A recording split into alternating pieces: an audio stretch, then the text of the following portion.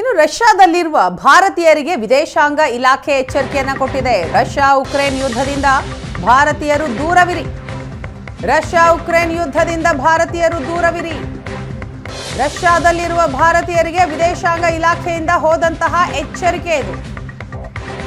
12 ಭಾರತೀಯರು ರಷ್ಯಾ ಸೇನೆಯಲ್ಲಿ ಸಿಲುಕಿರೋದು ನಮ್ಮ ಗಮನಕ್ಕೆ ಬಂದಿದೆ. ರಷ್ಯಾದಲ್ಲಿರುವ ಭಾರತೀಯರಿಗೆ ವಿದೇಶಾಂಗ ಇಲಾಖೆಯಿಂದ ಈಗ ಸೂಚನೆ ರವಾನೆಯಾಗಿದೆ. 3 ಕಲಬುರಗಿ ಯುವಕರು ಸೇರಿದ ಹಾಗೆ 12 ಭಾರತೀಯರು ರಷ್ಯಾ ವಶದಲ್ಲಿದ್ದಾರೆ. ಭಾರತೀಯರನ್ನ ಆದಷ್ಟು ಬೇಗ ಬಿಡಿಸ್ತೇವೆ ಅಂತ ವಿದೇಶಾಂಗ ಇಲಾಖೆ ಮಾಹಿತಿಯನ್ನ ಕೊಟ್ಟಿದೆ. ಕೆಲವು ಏಜೆನ್ಸಿಗಳು ರಷ್ಯಾ ಸೇನೆಗೆ ಬೆಂಬಲ ಸಿಬ್ಬಂದಿ ನೇಮಕ ಮಾಡಿಕೊಳ್ತಾ ಇದೆ. ಇಂತಹ ಒಪ್ಪಂದಗಳಿಗೆ ಸಹಿ ಹಾಕುವ ಮುನ್ನ ಎಚ್ಚರವಾಗಿರಿ, ಆದಷ್ಟು ಸಂಘರ್ಷದ ಸ್ಥಳದಿಂದ ದೂರ ಇರಿ ಅಂತ ವಿದೇಶಾಂಗ ಇಲಾಖೆಯಿಂದ ಈಗ ಸಲಹೆ ಕೊಡಲಾಗಿದೆ. ರಷ್ಯಾದಲ್ಲಿರುವ ಭಾರತೀಯರಿಗೆ ವಿದೇಶಾಂಗ ಇಲಾಖೆಯಿಂದ ಸಂದೇಶ ರವಾನೆಯಾಗಿದೆ. ಯುದ್ಧದಿಂದ, ರಷ್ಯಾ ಉಕ್ರೇನ್ ಯುದ್ಧದಿಂದ ಭಾರತೀಯರು ದೂರವಿರಿ. 12 ಭಾರತೀಯರು ರಷ್ಯಾ ಸೇನೆಯಲ್ಲಿ ಸಿಲುಕಿರೋದು ನಮ್ಮ ಗಮನಕ್ಕೆ ಬಂದಿದೆ. 3 ಕಲಬುರಗಿ ಯುವಕರು ಸೇರಿದ ಹಾಗೆ 12 ಭಾರತೀಯರು ರಷ್ಯಾ ವಶದಲ್ಲಿದೆ. ಭಾರತೀಯರನ್ನ ಆದಷ್ಟು ಬೇಗ ಬಿಡುಗಡೆ ಮಾಡ್ತೀವಿ. ಕೆಲವು ಏಜೆನ್ಸಿಗಳು ರಷ್ಯಾ ಸೇನೆಗೆ ಬೆಂಬಲ ಸಿಬ್ಬಂದಿ ನೇಮಕ ಮಾಡಿಕೊಳ್ತಾ ಇವೆ. ಇಂತಹ ಒಪ್ಪಂದಗಳಿಗೆ ಯಾವುದೇ ಕಾರಣಕ್ಕೂ ಸಹಿ ಹಾಕಬೇಡಿ. ವಿದೇಶಾಂಗ ಇಲಾಖೆ ಕೊಡ್ತಾ ಇರುವಂತಹ ಸೂಚನೆ ಇದು. ರಷ್ಯಾದಲ್ಲಿ ಸಿಲುಕಿರುವ ಕಲಬುರಗಿಯ 3 ಯುವಕರನ್ನ ರಕ್ಷಿಸುವಂತೆ ಎಐಸಿಸಿ ಅಧ್ಯಕ್ಷ ಮಲ್ಲಿಕಾರ್ಜುನ ಖರ್ಗೆ ಪತ್ರ ಬರೆದಿದ್ದಾರೆ. ರಷ್ಯಾದಲ್ಲಿ ಕಲಬುರಗಿಯ 3 ಯುವಕರು ಸಿಲುಕೊಂಡಿದ್ದಾರೆ.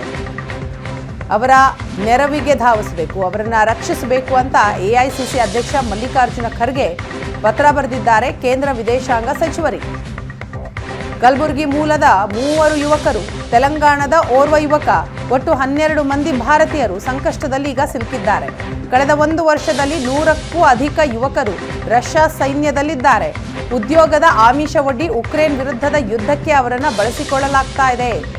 ಕೂಡಲೇ ಕೇಂದ್ರ ಸರ್ಕಾರ ರಷ್ಯಾ ಸರ್ಕಾರದೊಂದಿಗೆ ಮಾತನಾಡಬೇಕು, ನಮ್ಮ ಯುವಕರನ್ನ ವಾಪಸ್ ಕರೆಯಿಸಿಕೊಳ್ಬೇಕು, ಕ್ರಮ ತೆಗೆದುಕೊಳ್ಬೇಕು ಅನ್ನೋದು ಮಲ್ಲಿಕಾರ್ಜುನ ಖರ್ಗೆ ಅವರ ಮನವಿ. ಇದೇ ವಿಚಾರಕ್ಕೆ ಸಂಬಂಧಪಟ್ಟ ಹಾಗೆ ಮಾಹಿತಿಯನ್ನ ಕೊಡ್ತಾರೆ ನಮ್ಮ ದೆಹಲಿಯ ಪ್ರತಿನಿಧಿ ಮಂಜು. ಇದೀಗ ನಮ್ಮ ಜೊತೆ ಸಂಪರ್ಕದಲ್ಲಿದ್ದಾರೆ. ಮಂಜು, ನಾವು ಗಮನಿಸ್ತಾ ಇದ್ದೀವಿ, ರಷ್ಯಾ ಉಕ್ರೇನ್ ಯುದ್ಧದಲ್ಲಿ ಈಗ 12 ಭಾರತೀಯರು ಆ ರಷ್ಯಾ ಸೇನೆಯಲ್ಲಿ ಸಿಲ್ಕೊಂಡಿದ್ದಾರೆ ಎನ್ನುವಂತಹ ಮಾಹಿತಿ ಕಳೆದ ಕೆಲವು ದಿನಗಳಿಂದ ಬರ್ತಾನೆ ಇದೆ. ಈಗ ಮಲ್ಲಿಕಾರ್ಜುನ ಖರ್ಗೆ ಅವರು ಕೂಡ ವಿದೇಶಾಂಗ ಸಚಿವರಿಗೆ ಪತ್ರ ಬರೆದಿದ್ದಾರೆ. ಏನಂತ ಉಲ್ಲೇಖ ಮಾಡಿದ್ದಾರೆ, ಜೊತೆಗೆ ಈ ಸಂಬಂಧಪಟ್ಟ ಹಾಗೆ ಕೇಂದ್ರದಿಂದ ಏನು ಯೋಜನೆಗಳು, ನಿರ್ಧಾರಗಳು ತೆಗೆದುಕೊಳ್ಳಲಾಗ್ತಾ ಇದೆ?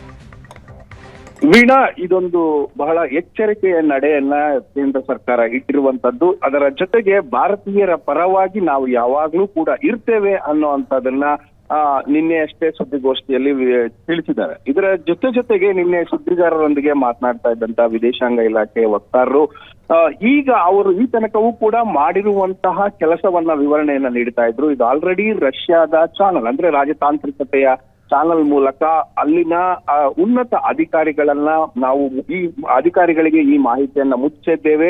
ಅಲ್ಲಿರುವ ಮಾಹಿತಿಯ ಪ್ರಕಾರ ಕೂಡಲೇ ಅಂತಹ ಯಾರಾದ್ರೂ ರಿಕ್ರೂಟ್ಮೆಂಟ್ ಆಗಿದ್ರೆ ಅವ್ರನ್ನ ಡಿಸ್ಚಾರ್ಜ್ ಮಾಡಿ, ಅಂದ್ರೆ ಅಲ್ಲಿಂದ ಬಿಡುಗಡೆ ಮಾಡಿ ಕಳಿಸಿ ಅನ್ನುವಂತ ಆದೇಶವೂ ಕೂಡ ಅಲ್ಲಿನ ಏಜೆನ್ಸಿಗಳಿಗೆ, ಅಂದ್ರೆ ಯಾರು ವಾಗ್ನರ್ ಸೇನೆ ಅಂತ ನಾವೇನ್ ಹೇಳ್ತೀವಿ, ಅದೊಂದು ಪ್ರೈವೇಟ್ ಸೇನೆ ರಷ್ಯಾದ್ದು, ಅಲ್ಲಿಗೆ ಕೂಡ ಮಾಹಿತಿಯನ್ನ ಮುಟ್ಟಿಸಲಾಗಿದೆ ಅನ್ನುವಂಥದ್ದು ಮಾಹಿತಿಯನ್ನು ಕೂಡ ನಿನ್ನೆ ಹಂಚಿಕೊಂಡಿದ್ದಾರೆ. ಅಂದ್ರೆ ಆ ಮಟ್ಟಕ್ಕೆ ಅಷ್ಟು ಫಾಸ್ಟ್ ಆಗಿ ಕೆಲಸ ಆಗ್ತಾ ಇದೆ ಅನ್ನುವಂಥದ್ದನ್ನ ಅವರು ಹೇಳ್ತಾ ಇರುವಂತದ್ದು. ಅದರ ಜೊತೆಯಲ್ಲಿ ರಷ್ಯಾದಲ್ಲಿರುವಂತಹ ಭಾರತೀಯರಿಗೆ ಒಂದು ಎಚ್ಚರಿಕೆಯನ್ನು ಕೂಡ ಕೊಟ್ಟಿದ್ದಾರೆ. ಅಂದ್ರೆ ಇದು ಕಾನ್ಫ್ಲಿಕ್ಟ್, ಅಂದ್ರೆ ಉಕ್ರೇನ್ ಮತ್ತೆ ರಷ್ಯಾ ಯುದ್ಧ ಏನ್ ನಡೀತಾ ಇದೆ, ಇದರಿಂದ ತಾವು ದೂರ ಇರಬೇಕು.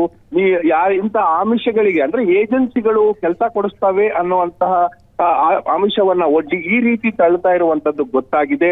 ಅಂದ್ರೆ ಇಲ್ಲಿಂದ ಹೋದಂತಹ ಯುವಕರನ್ನ ಅಲ್ಲಿ ಈ ಯುದ್ಧದ ವಿಚಾರಗಳಿಗೆ ಬಳಸ್ಕೊಳ್ತಾ ಇರುವಂತದ್ದು ತೀವ್ರ ಆತಂಕವನ್ನ ಉಂಟು ಮಾಡ್ತಾ ಇರುವಂತಹ ವಿಚಾರ ಅನ್ನುವಂಥದ್ನ ಭಾರತ ಸ್ಪಷ್ಟವಾಗಿ ಹೇಳಿದೆ. ಇದಕ್ಕೆ ಪೂರಕವಾಗಿ ಎಐಸಿಸಿ ಅಧ್ಯಕ್ಷರಾದಂತ ಮಲ್ಲಿಕಾರ್ಜುನ್ ಖರ್ಗೆ ಅವರು ಕಲಬುರಗಿಯ ಮೂಲದಿಂದ ಒಬ್ಬ 3 ಯುವಕರು, ಅದೇ ರೀತಿ ತೆಲಂಗಾಣದ ಒಬ್ಬ ಯುವಕ ಸೇರಿ ಹೆಚ್ಚು ಕಡಿಮೆ 13 ಮಂದಿ ಯುವಕರಿ ಇರುವರ ಬಗ್ಗೆ ಈ ತನಕ ಮಾಹಿತಿ ಲಭ್ಯ ಆಗಿದೆ.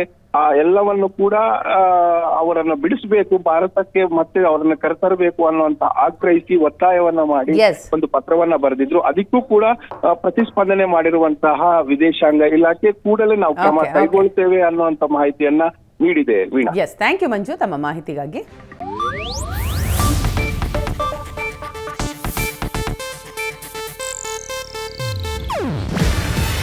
ಇದು ಏಷ್ಯಾನೆಟ್ ನ್ಯೂಸ್ ನೆಟ್ವರ್ಕ್ ಪ್ರಸ್ತುತಿ. ನೀವು ನೋಡ್ತಿದ್ದೀರಾ ಏಷ್ಯಾನೆಟ್ ಸುವರ್ಣ ನ್ಯೂಸ್.